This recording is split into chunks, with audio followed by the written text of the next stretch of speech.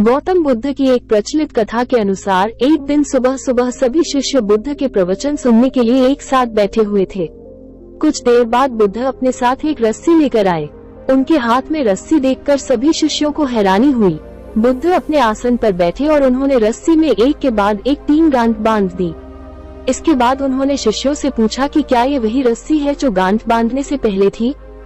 इस प्रश्न के जवाब में एक शिष्य ने कहा कि इसका उत्तर थोड़ा मुश्किल है, ये हमारे देखने के तरीके पर निर्भर करता है।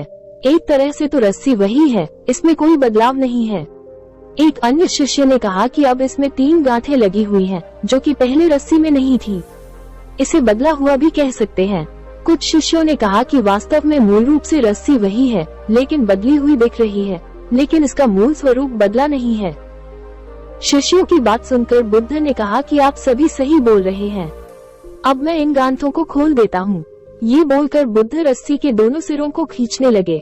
बुद्ध ने पूछा कि क्या इस प्रकार रस्सी की गांठें खुल जाएंगी। सभी शिष्यों ने कहा कि नहीं, ऐसा करने से तो गांठें और ज्यादा कस जाएंगी, इन्हें खोलना और मुश्किल हो जाएगा। बुद्ध ने कहा कि ठीक है, अब एक अंतिम प्रश्न, इन गांठों को खोलने के लिए हमें क्या करना होगा। शिष्यों ने कहा कि हमें इन गांठों को ध्यान से देखना होगा, जिससे हम जान सके कि इन्हें कैसे लगाया गया है। इसके बाद हम गांठें आसानी से खोल सकते हैं। बुद्ध इस जवाब से संतुष्ट हो गए और उन्होंने कहा कि ये सही बात है।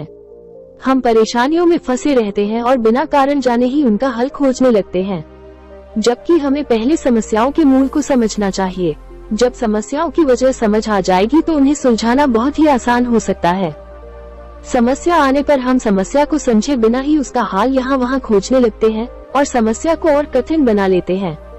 इसलिए पहले समस्या को समझने का प्रयास करना चाहिए। यदि समस्या की वजह समझ आ गई तो उसका समाधान और भी आसान हो जाएगा।